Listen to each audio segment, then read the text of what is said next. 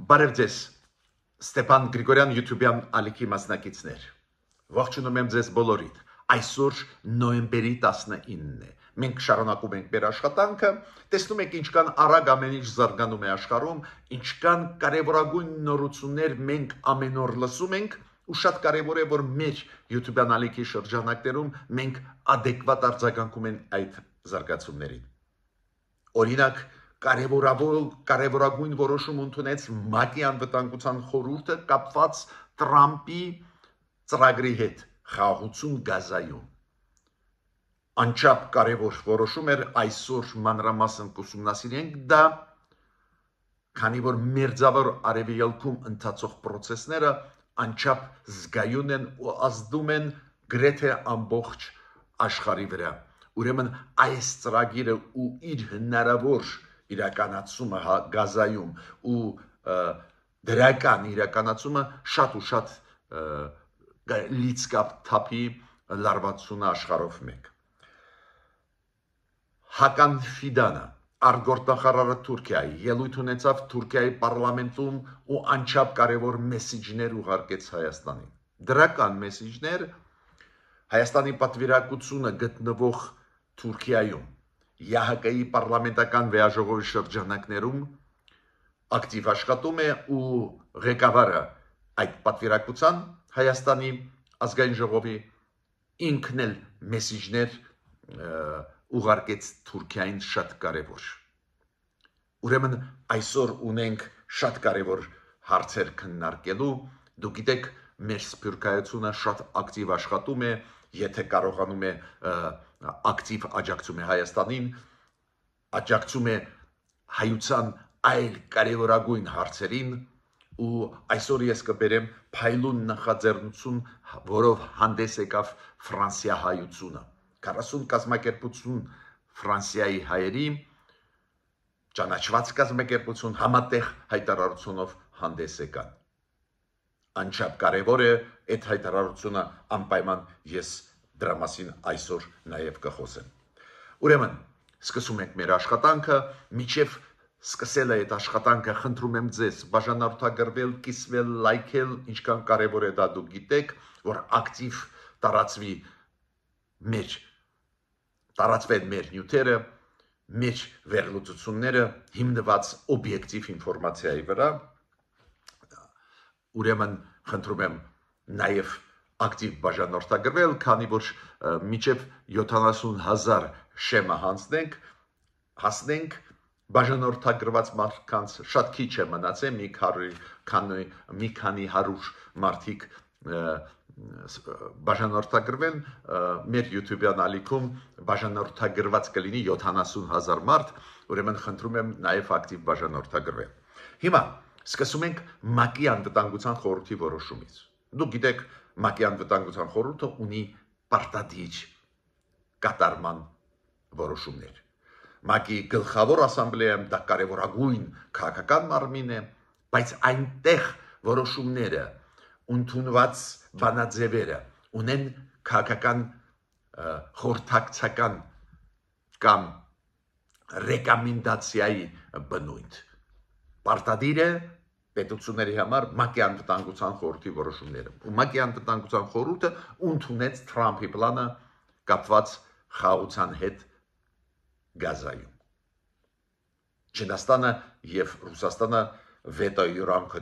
չօգտագործեցին, ձեռնպահ քվեարկեցին, դա նշանակում է, որ իրանք այդ ծրագրի հետ համաձայնվեցին։ Ինչու՞մ է կայանում այդ պլանը, ծրագիրը Թրամփի։ Մինչ այդ ասեմ, որ հիշում եք հոկտեմբերին հաստատվեց զինադադար Համաս խմբավորման եւ Իսրայելի բանակի միջև, մենք բոլորս դա ողջունել ենք, խաղաղությունը միշտ ավելի լավ է պատերազմի, բացի դրանից Համաս խմբավորումը բոլոր մնացած գերի վերցրած Իսրայելի քաղաքացիներին վերադարձրեց Իսրայելին ու վերադարձրեց այն մարդկանց մարմինները, դիակները, ովքեր զոհվել էին այդ ահաբեկչական ակտի պատճառով, որը Համասը կատարեց Իսրայելի դեմ։ Այդ իմաստով process-ը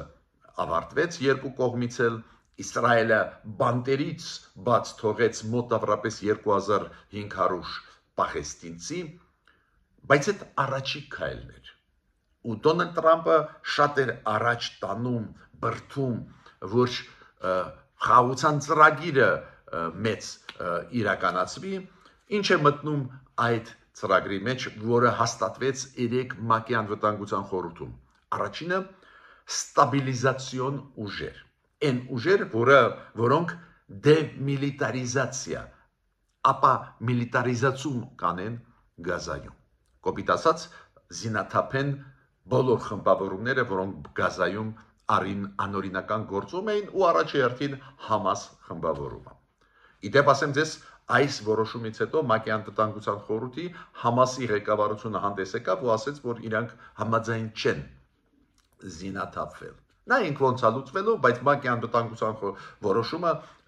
մեծ լեգիտիմություն է հիմա տալու ամերիկացիներին եւ Իսրայելին ուժային քայլեր անել, եթե պետք է զինաթափելու համար Համասը։ Ուրեմն կարևորագույն բաղադրիչը, որ միջազգային ուժեր կհավաքվեն տարբեր երկրներից, դեր պարզ չի որ, բայց ես կասկած չունեմ Սաուդյան Արաբիան, Քաթարը, Էմիրատները կուղարկեն ուժեր, նաև այդ թվում խաղապահ ուժեր, նաև ուժեր, ովքեր կզինաթափեն Համասը։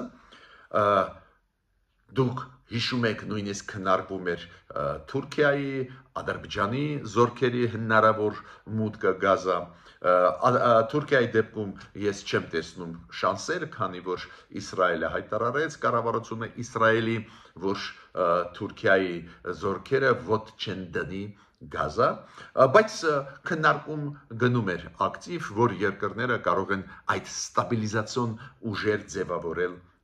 Գազայում։ Ու երկրորդ մասը շատ կարևոր կառավարում։ Հիմա Գազայում մտցվում է ժամանակավոր արտաքին կառավարում, որը կսկսի աշխատանք, որ սկսվի վերականգնում Գազայում,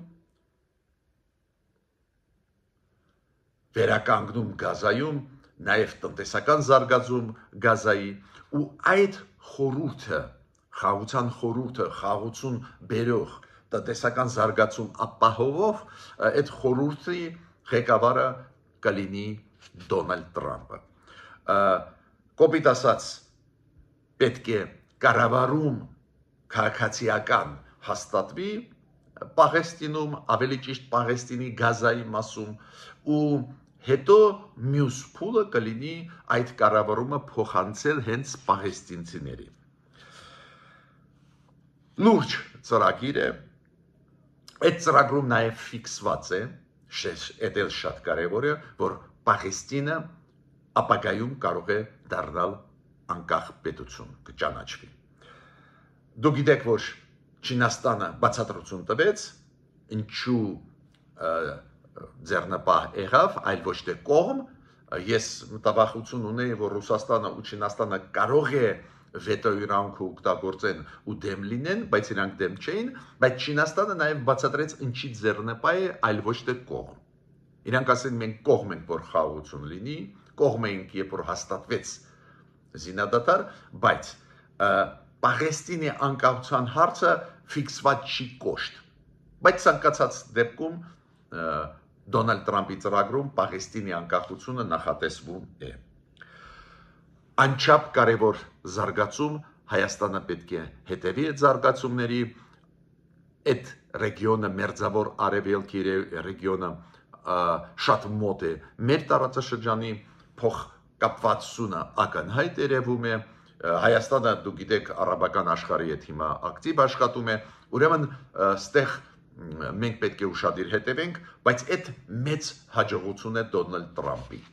Հաջողություն է, որ ՄԱԿ-ի անվտանգության խորհրդում դա անցավ, ինքը լեգիտիմություն ստացավ Գազայում լուրջ բարեփոխումներ անել, վերանորոգման աշխատանքներ եւ ապագայում Գազայի իշխանությունը օգնելու, որ ձևավորվի քաղաքացիական իշխանություն, այլ ոչ թե ինչ-որ ռազմական խմբավորման իշխանություն։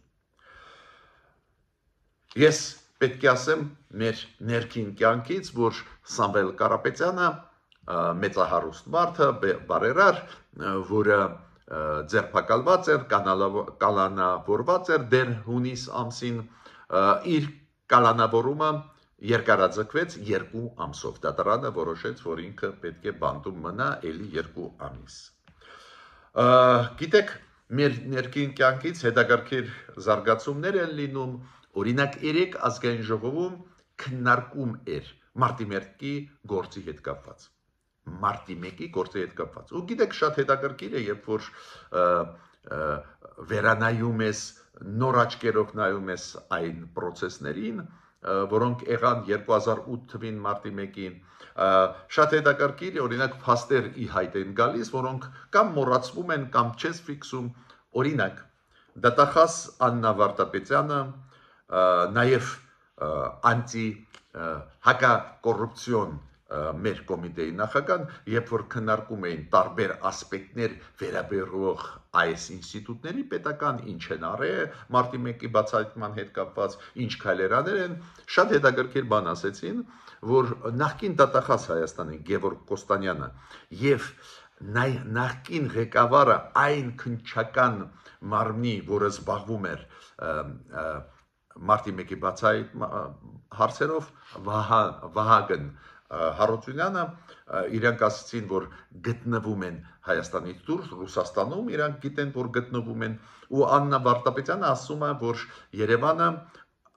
դիմել է երկրորդ անգամ Մոսկվային, որ այս մարդկանց արտահանձնեն Հայաստանին։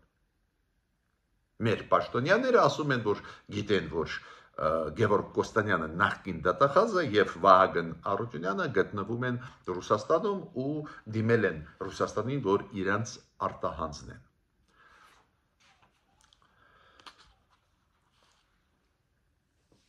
Մյուս մի դեպք լարվածություն երկու պետությունների միջև, այդ լարվածության մասին նաև ես ուզում մի քանի խոսք ասել։ Չինաստան, Ճապոնիա։ Երկու պետությունների հետ էլ Հայաստանը ունի շատ լավ հարաբերություններ։ Ու պարզ է մեր շահից, նաև աշխարհի շահից բխում է, որ Չինաստանն ու Ճապոնիան համագործակցեն, այլ ոչ թե լարվածությունը մեծանա այդ պետությունների միջև։ Նորից կրկնում եմ, դա շատ կարևոր է, եւ Չինաստանը աշխատում է ակտիվ Հայաստանի հետ, եւ Ճապոնիան օգնում է Հայաստանին, այդ ծրագրերի մասին բոլորդ գիտեք, ու իրոք շատ ցավալի է, որ պարբերաբար Ճապոնիայի եւ Չինաստանի միջև սրվում են հարաբերությունները։ Ուրեմն Ճապոնիայի վարչապետը Սանայե Տակայիցի արեց հայտարարություն Ճապոնիայի պարլամենտում, որ ասեց, որ Թայվանի հարցը եթե սրվի, դա ուղղակիորեն սպառնալիք է Ճապոնիայի համար, դա է պատճառը, որ կարող է միանա այն մեխանիզմը, որը կոչվում է կոլեկտիվ պաշտպանություն։ Դուք գիտեք, Ճապոնիան ունի Միացյալ Նահանգների հետ ռազմավարական նշանակություն պայմանագիր, ու կոպիտ ասած ես բացում եմ փակագծերը Ճապոնիայի վարչապետի ասացի, որ եթե Թայվանի հետ կապված լրջանա վիճակը Միացյալ Նահանգներ Չինաստան այդքան լրջանա, որ նույնիսկ ինչ որ ուժային քայլեր լինեն, Ճապոնիան պետք է շարժվի այն սկզբունքով, որ կոլեկտիվ պաշտպանության խնդրի մեջ մտնի։ Կոպիտ ասած, այդ պայմանագիրը Միացյալ Նահանգների հետ տալիս է իրավունք, որ նաև Ճապոնիան աջակցի Միացյալ Նահանգներին, եթե լինի շատ լարված իրավիճակ Չինաստանի ու Միացյալ Նահանգների միջև Թայվանի հետ կապված։ Դա շատ ցավոտ ընկալվեց Չինաստանի կողմից, Չինաստանը դա ընկալեց որպես միջամտություն իր ներքին գործերի մեջ, դու գիտեք, ամբողջ աշխարհը, նաև Ճապոնիան, նաև Միացյալ Նահանգները, նաև Հայաստանը, մենք ընդունեցինք մեկ պետության գաղափարը, որ բոլորս ընդունում ենք, որ Չինաստանը միասնական պետություն է, ուղղակի Չինաստանում կա Թայվան, որտեղ որ քաղաքական համակարգը տարբերվում է։ Տարբեր քաղաքական համակարգեր մեկ Չինաստան։ Ու Չինաստանը համարում է, որ այդ հայտարարությունը Ճապոնիայի վարչապետի Սանայե տակայիցի դա հակասում է այդ սկզբունքին ու դա միջամտություն է նույնիսկ պահանջում է Չինաստանը որ ինքը իր խոսքերը հետ վերցրի Ճապոնիայի վարչապետը նայենք ոնց է զարգանալու իր վիճակը ես միշտ կողմնակից եմ որ այդ խոշոր խաղացողները միշտ լեզու գտնեն այլ ոչ թե հակադրվեն բայց այդ օրինակը նաև վերում եմ, որ բավական բարդ է վիճակը աշխարհում, ցանկացած հայտարարություն, ցանկացած ղեկավարի այլ պետությունների կողմից կարող է ցավոտ ընկալվի, ընդունվի, դա է պատճառը, որ իրոք նաև մենք մեր ղեկավարությունը ամեն մի ելույթի ժամանակ, ամեն մի ասած խոսքի պետք է հետևի, պետք է ուսումնասիրի, կարող է դա նեղացնի մեր հարևաններին կամ կարող է ինչ որ արձագանք տա այլ խաղացողների մոտ։ Հիմա անցնում եմ կարևորագույն այսօրվա հարցերին կապված Հական Ֆիդանի հայտարարության եւ Հայաստանի պատվիրակության ղեկավարի Սարգիս Խանդանյանի ՀՀԿ-ի պարլամենտական վեաժողովի ժամանակ։ Ուրեմն ինչ ասեց Հական Ֆիդանը Թուրքիայի արտգործնախարարը Թուրքիայի պարլամենտում ուղղակի երեք ինքը ելույթ ունեցավ ու ինքը ինչ ասեց որ հարավային Կովկասը Թուրքիայի համար շատ զգայուն տարածաշրջան է ու դա է պատճառը որ Թուրքիան շատ ուշադիր է այս տարածաշրջանի նկատմամբ ու մեր մոտեցումները այդ տարածաշրջանում մենք շատ ուշադիր հետևում ենք ուշադիր մոտենում ենք Մյուսը ինքը ինչ ասեց, որ այն կամքը, որը ցուցաբերեցին Հայաստան ու Ադրբեջանը Վաշինգտոնում օգոստոսի 8-ին ու այդ խաղաղության process-ը գնում է, մենք ողջունում ենք ու գնահատում ենք։ Մյուսը ինքը ինչ ասեց, մենք ունենք առաջընթաց, progress Հայաստանի հետ բարելավելու նորմալացնելու հարաբերությունները ու այս լավացումը այդ հարաբերությունների Հայաստանի հետ կամ ձգտումը դեպի նորմալացնելու հարաբերությունները Հայաստանի հետ դա պարզ է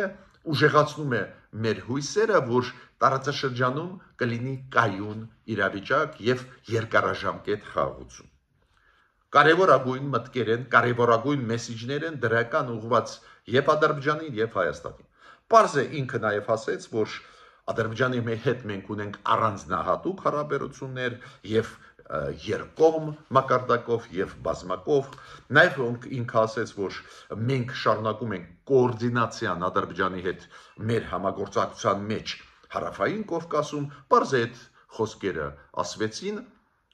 որ Ադրբեջանի հետ իրանք իրոք ունեն լուրջ համագործակցություն, ռազմավարական հարաբերություններ ու գնահատում են Ադրբեջանի նաև ջանքերը, բայց նորից կրկնում եմ, ոչ մի բացասական կոնտեքստ Հայաստանի վրով չկար, ավելին դրականը կար ու ավելին ինքը ասեց մենք բարձր ենք գնահատում, խոսքը գնում է Հական Ֆիդանի մասին, արտգործնախարարի Թուրքիայում, ինքը ասեց մենք բարձր ենք գնահատում, որ Հայաստանը խաղաղության այդ օրակարգով է շարժվում եւ բավական կառուցողական մոտեցումներ ունի Հայաստանը։ Եվ Թուրքիայի նկատմամբ եւ Ադրբեջանի նկատմամբ այդ շատ կարեւոր էր։ Միայն Թուրքիայի նկատմամբ չէ։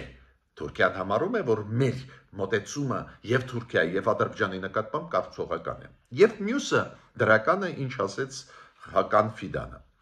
Ինքը ասում է մենք տարբեր մակարդակներում շարունակում ենք մեր երկխոսությունը Հայաստանի հետ, որը ցույց տվեց, որ ինքը բաց է համագործակցության, ցույց տվեց, որ նպատակաուղղված քաղաքականություն է վարում կարգավորելու հարաբերությունները Թուրքիայի հետ։ Եվ ինքը ասեց, որ մենք գնում ենք շատ արագ դեպի կոնկրետ քայլերի, որոնք կարող են արվել։ Ես հիշում եք շատ եմ ասել ձեզ, որ Թուրքիայի դեպքում տեսնում եմ, որ Թուրքիան իր բարապաշարը իր հայտարարությունները մեր նկատմամբ շատ փապկացրել է, շատ են դրական մեսիջներ, բայց ես հիշում եք ասել եմ, որ Թուրքիան բարդ պետություն է, այս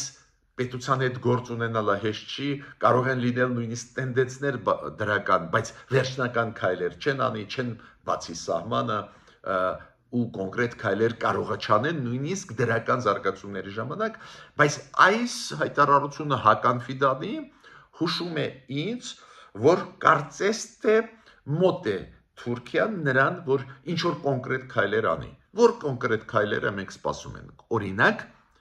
բացել սահմանի հայ-թուրքական Մարգարայի անցակետը, օրինակ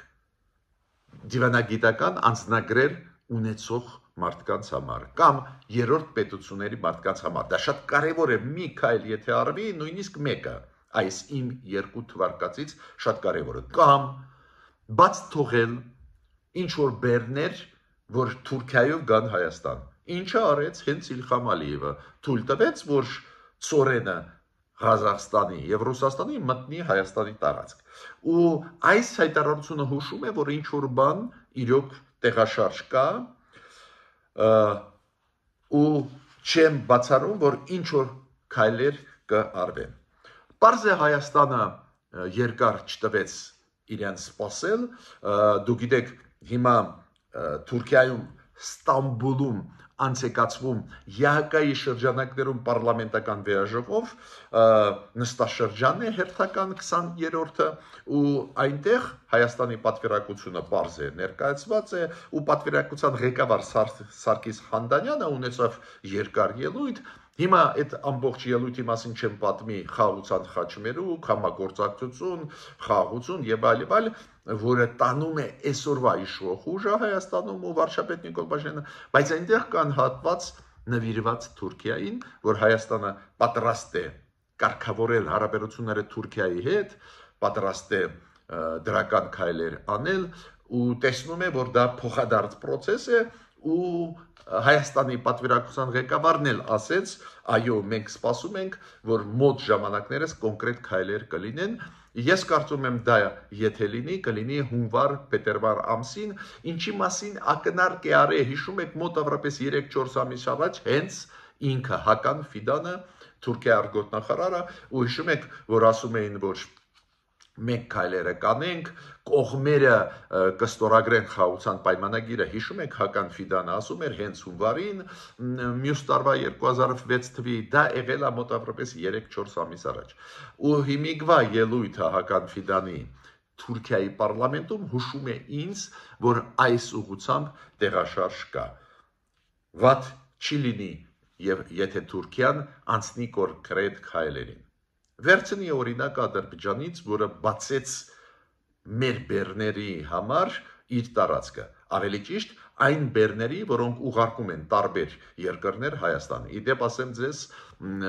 ինչքան ես գիտեմ, գնում են նաև քննարկում, որ հայկական բեռները նաև Ադրբեջանը թողնի, որ մտնեն այլ երկրներ, օրինակ կենտրոնական ասիական երկրներ, օրինակ նույն Ռուսաստան, քանի որ վերին լարսը պարբերաբար փակվում է, ստեղ մենք ունենում ենք լուրջ ժամանակի կորուստներ, ֆինանսական կորուստներ, քանի որ վերին լարսը շատ վատ է աշխատում, ու այս ձևի դրական բաներ կարող են նաև լինել